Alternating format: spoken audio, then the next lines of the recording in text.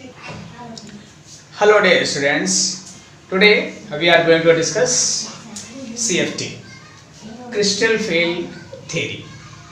आज का हमारा टॉपिक है क्रिस्टल फील्ड थ्योरी. ओके, जो क्रिस्टल फील्ड थ्योरी में हम लोग देखेंगे कि इस थ्योरी को किसके द्वारा दिया गया था.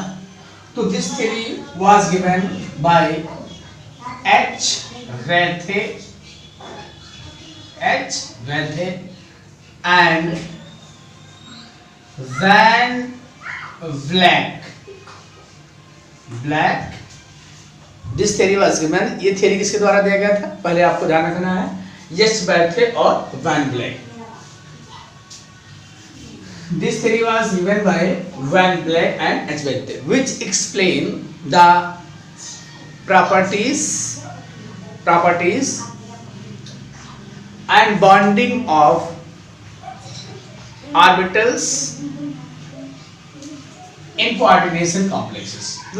This theory was given by H. Bethe and B. Blair, which explain the bonding and properties of coordination compound. तो क्या हमने देखा है, ये किसका एक्सप्लेन करता है. देखो, बॉन्डिंग किसका बेटा, bonding and properties of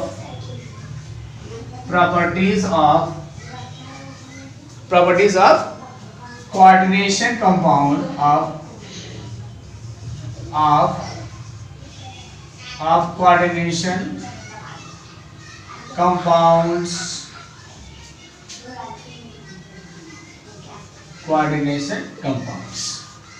of first transition series. तो हम लोगों ने क्या देखा, इसको किसके द्वारा दिया गया, ये जो है एच बैथी और वान ब्लैक द्वारा इसको दिया गया, ध्यान देंगे. और जो कोऑर्डिनेशन कंपाउंड में उसके बॉन्डिंग और प्रॉपर्टीज को एक्सप्लेन करता है. अब देखिए यहाँ पे इसके अकॉर्डिंग जो मेटल लिगेंड बॉन्डिंग होता है, ये हम लोग पढ़े हैं, मेटल लिगेंड बॉन्डिंग पढ़े हैं. According to CFT, what are according to CFT, the bonding between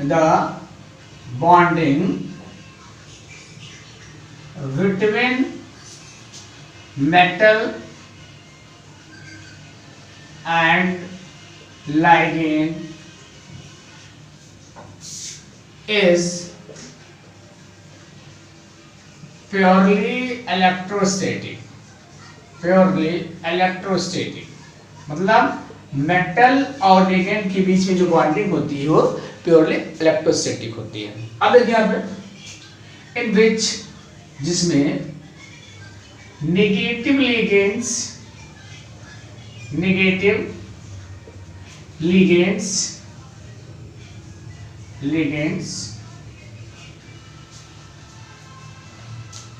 were considered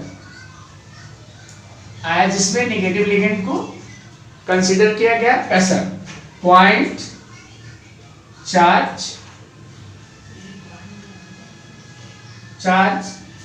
and neutral ligands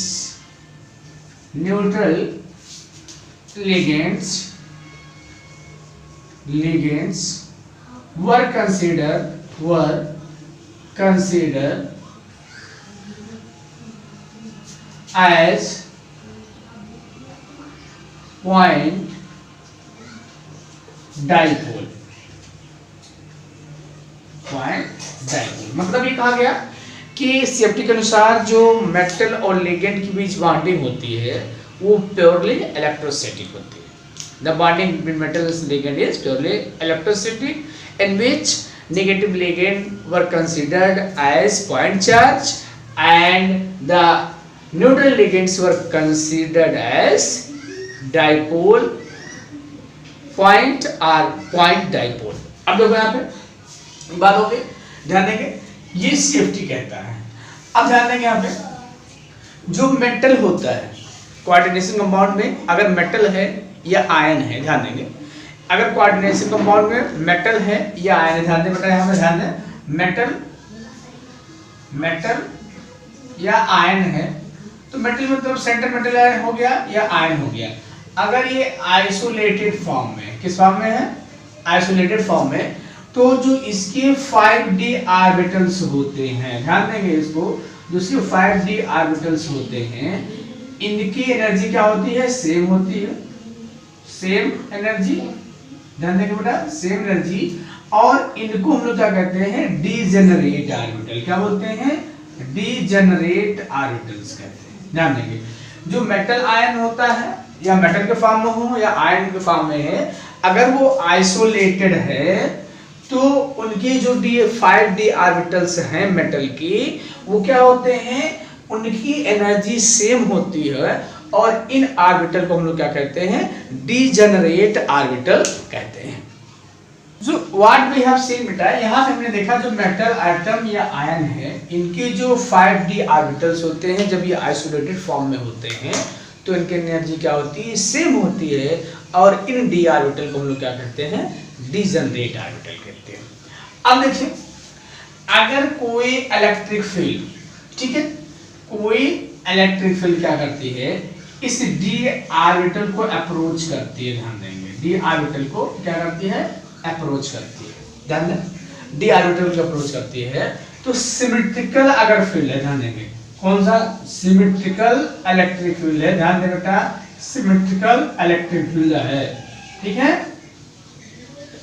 तो इसको अप्रोच जब करेगी, मतलब इसके पास जब आएगी, तो क्या होगा कि इनकी एनर्जी बढ़ जाएगी, ध्यान देंगे, इनकी एनर्जी क्या होगी, बढ़ जाएगी, लेकिन ये क्या रहेंगे, डीजेनरेट ही रहेंगे, इनकी डीजेनरेसी मेंटेन रहेगी। पुनः एक बार ध्यान दीजिए, अगर कोई सिमेट्रिकल इलेक्ट्रिक फील्ड इसको अप्रोच करता है, इस लिगेंड के पास आता है, ध्यान देंगे, इस लिगेंड के पास अगर आता है, तो होता क्या है कि इनकी एनर्जी बढ़ जाती है, लेकिन ये degenerate, means when a symmetrical electric field approaches these degenerate orbitals, energy of these orbitals increases but still remain degenerate. Energy तो इनकी बढ़ती है, लेकिन क्या होती है, इनकी डिजेनरेशन मेंटेन रहती है। कब, जब कोई सिमेट्रिकल फील्ड इनको अप्रोच करता है।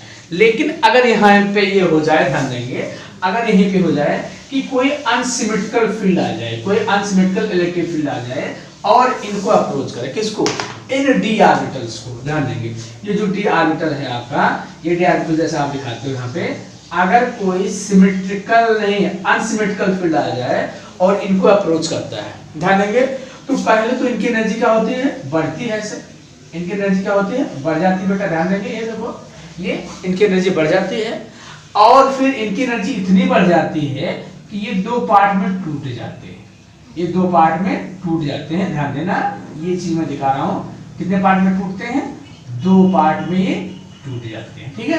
अब देखो यहाँ पे हमने क्या कहा, कब ये टूटेंगे, पुनः ध्यान दो आप, पुनः इस बात को ध्यान देना आपको, देखो हमने कहा कि ये d ऑर्बिटल है, ठीक है, ये d ऑर्बिटल है, ये डीजेनरेट ऑर्बिटल्स हैं, जब इनको कोई अनसिमेट्रिकल इलेक्ट्रिक फील्ड, ठीक है, अप्रोच करेगा, अगर अनसिमेट्रिकल इलेक्ट्रिक फील्ड इसको अप्रोच करेगा, तो होगा क्या, इनकी एनर्जी बढ़ेगी, और इनकी एनर्जी इतनी बढ़ जाती है कि ये दो पार्ट में टूट जाते हैं।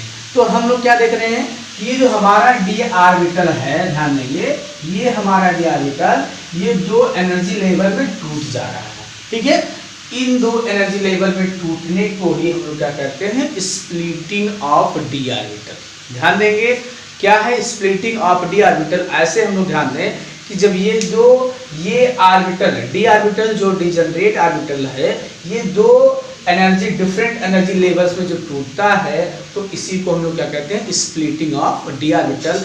और ये हमेशा जो स्प्लिटिंग होगा, ध्यान देंगे, जो इसकी स्प्लिटिंग होगी d ऑर्बिटल की, ध्यान देंगे बेटा, हमेशा d ऑर्बिटल की जो स्प्लिटिंग होगी वो इसमें, ध्यान देंगे, यहाँ पे आपके होगी, ध्यान दें, यहाँ पे Eg और T2G में होगी, ये चीज ध्यान रखना, मतलब जब भी स्प्लिट करेगा तो E और T में स्प्लिट करेगा, ध्यान दीजिएगा, और इसी को हम लोग क्या कहते हैं, स्प्लिटिंग ऑफ d ऑर्बिटल। तो हम लोग यहाँ ध्यान दें कि स्प्लिटिंग मतलब क्या होता है, ठीक है, स्प्लिटिंग मतलब क्या होगा, breaking of d orbitals, breaking of d orbital into two energy level, two energy level is known as splitting of d orbital.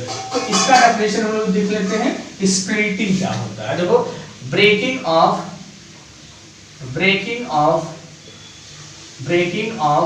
मतलब डी ऑर्बिटल का टूटना, breaking of d orbital of metal, किसके हैं, metal के orbital है, metal into two sets of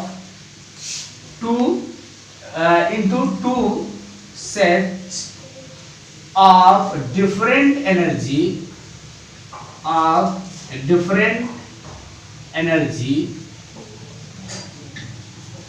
is known as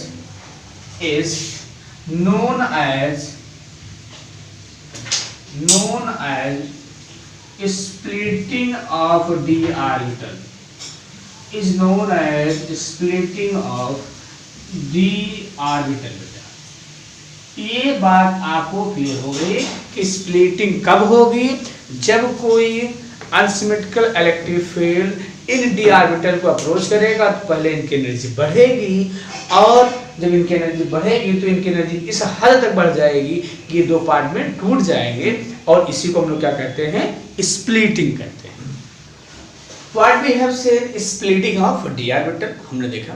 अब देखिए, splitting of जो डी ऑर्बिटल होता है ये इस बात पर निर्भर कर रहा है कि उसमें जो लिगेंड है वो किस तरीके से इस मेटल ऑर्बिटल को अप्रोच करता है। ध्यान देंगे, ये इस पे डिपेंडेंट करता है कि ये किस तरीके से मेटल ऑर्बिटल को अप्रोच करता है। अब हमने क्या देखा, यहाँ ध्यान देंगे कि जब ये डी ऑर्बिटल स्प्लिट करता है दो एनर्जी लेवल में, ये देखो दो एनर्जी लेवल में, मान लीजिए हम यहाँ दिखा दे रहे हैं E और T2, यहाँ दिखा दिए। अब इनके बीच जो एनर्जी गैप होता है, क्या होता है बेटा, इनके बीच जो एनर्जी गैप होता है वो CFSC कहलाता है। CFSC crystal field stabilisation energy कहलाता है। बात समझ में आ गई। तो यहाँ पे हमको ध्यान रखना है कि जो स्प्लिटिंग ऑफ डी ऑर्बिटल है, स्प्लिटिंग ऑफ डी ऑर्बिटल है, ये क्या होगा, ये लिगेंड के अप्रोच पे डिपेंड होता है। अब देखिए हमें पढ़ना क्या है, देखो हमें पढ़ना क्या है, splitting of d orbital in tetrahedral and octahedral. तो हमको क्या पढ़ना है, splitting of d orbital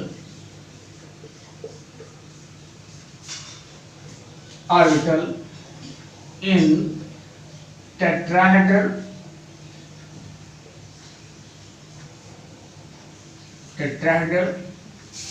and octahedral complexes।